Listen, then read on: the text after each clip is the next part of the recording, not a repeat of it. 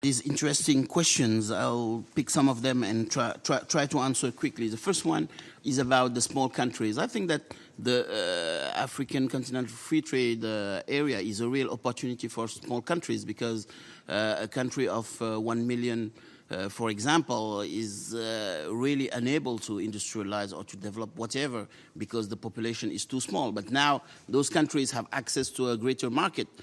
But the countries that will really put in place policies to have a real doing business, the real connection to the different markets, also a capacity to have international standards in each areas will attract investors that will use those countries as global hub at a regional level. So I think that the Continental Free Trade Agreement is a real opportunity for small countries. When you see a country like Rwanda today, which is doing quite well in doing business, in improving the global business environment, they are attracting investors, and they will attract more once the free trade continental area will be put in place, because companies will invest in the country to address the whole market.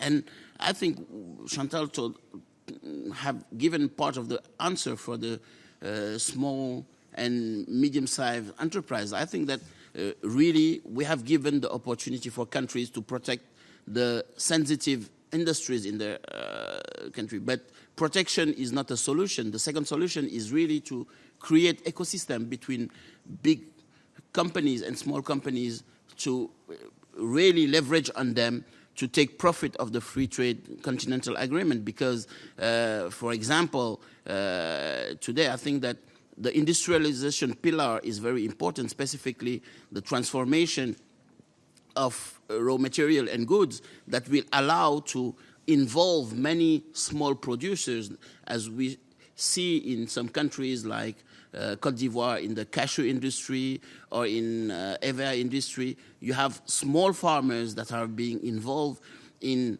through aggregation, even in Morocco, to allow high-scale transformation. And I think that countries need more to see how to take profit of the free trade agreement for the small companies than to put in place protections and other conservative points. The third point where I would react is about how UN can help, because I think that it's important to say that the UN has settled the SDGs, which are very important and are monitoring them.